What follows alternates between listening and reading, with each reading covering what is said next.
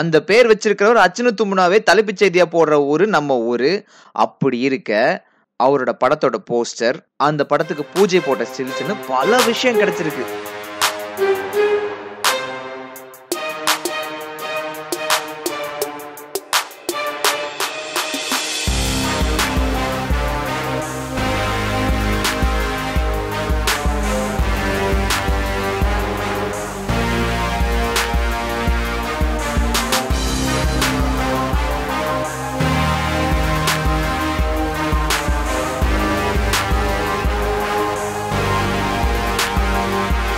ஒரு வார்த்தை கிடைச்சாவே நாங்கெல்லாம் நாவல் எழுதுவோம் பாஸ்.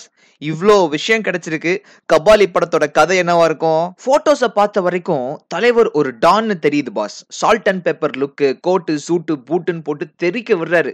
அவரோட பொண்ணா ராதிகா ஆப்தே வராங்கன்னு சொல்லிட்டு நாம நம்பலாம். அவங்களுக்கு ஒரு பிரச்சனை வர அவங்கள எப்படி தலைவர் காப்பாத்துறாருன்னு சொல்லிட்டு சென்டிமெண்டா படம் போக வாய்ப்பு இருக்குது. அப்படி இல்லைன்னா தலைவருக்கு சொந்த ஊர்ல ஒரு பிரச்சனை, அதனால வெளிநாடுக்கு போறாரு, அங்க டான் ஆகுறாரு.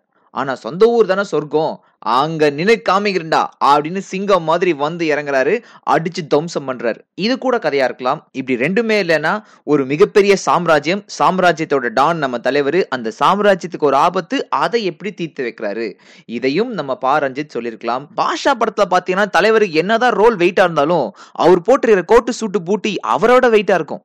ஆனா இதுல மாசை விட கிளாஸ் ரொம்ப அதிகமா இருக்கு. சோ பா ரஞ்சித் என்ன வச்சிருக்கார் அப்படின்றது இப்ப தெரிய வாய்ப்பு இல்ல. ஆனா தெரிய வேண்டிய நேரத்துல கரெக்டா தெரியும்.